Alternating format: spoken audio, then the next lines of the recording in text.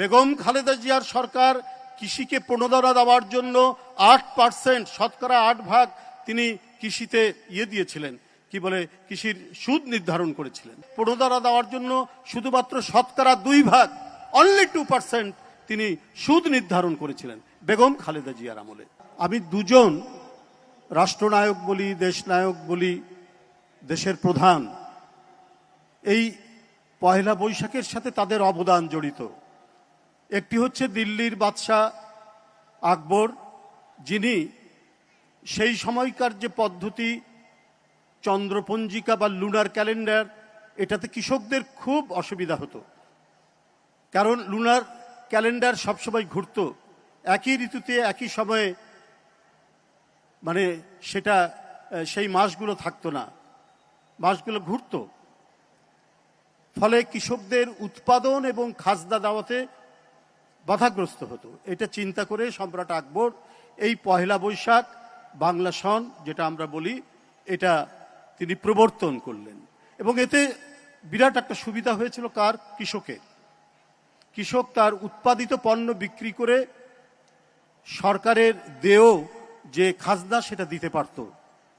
আজকের এই আধুনিক সময়ে আরেকজন সরকার প্রধান, তিনি এই পহেলা বৈশাখেই তিনি কৃষক কার্ড প্রবর্তন করলেন। আমার কাছে আমি অভিভূত হয়েছি যে দুটা কিভাবে এইভাবে মিলে গেল। এবং এটি শুধুমাত্র একটি কার্ড নয়, আমার কাছে মনে হয়েছে এটা একেবারে প্রান্তিক মানুষ, নিষ্পৃষ্ট মানুষের তার জীবন জীবিকার একটা অন্যতম ম্যাগনা কার্টা বা দলিল, যেটাই বলি না কেন।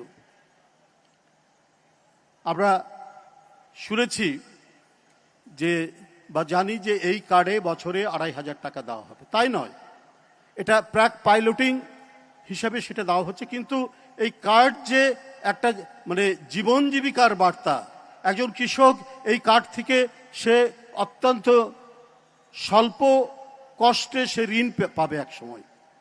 এই কার্ড দেখিয়ে সে কৃষি উপকরণ কিনতে পারবে, কৃষি যন্ত্রপাতি কিনতে পারবে। এই কার্ড দেখিয়ে সে স্বল্প মূল্যে সে সেচের ব্যবস্থা করতে পারবে। তো শুধুমাত্র বছরে 2,500 টাকা নয়, এই কার্ডের মধ্যে নিহিত আছে, আমি যেটা বলেছি, যে এক ধরনের জীবনের মানে প্রোটোপ্লাজম, যেটা বিকশিত হতে প্রান্তিক মানুষকে তার বিকাশের একটা বিরাট সুবিধা দিবে। কারণ যুগ যুগ ধরে আমরা দেখেছি এদেশের মানে রুরাল ফিন্যান্সিংয়ে, আমাদের গ্রামীণ অর্থায়নে এক ভয়ঙ্কর শোষণ ছিল। আমাদের গ্রামীণ অর্থায়ন বা রুরাল ফিন্যান্সিং ছিল একেবারে মহাজনদের হাতে।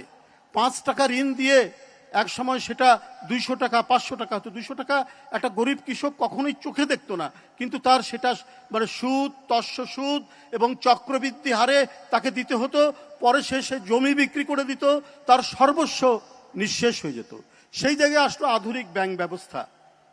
বিএনপির গত সরকার আমাকে কৃষি ব্যাংকের দায়িত্ব দিয়েছিল। আমি দেখেছি যে 5,000 10,000 টাকা একজন কৃষক ঋণ নিতে গিয়ে, সে প্রান্তিক কৃষক হোক বা সে মাঝারি কৃষক হোক, তাকে 1,000 টাকা 500 টাকা তাকে ঘুষ দিতে হয়।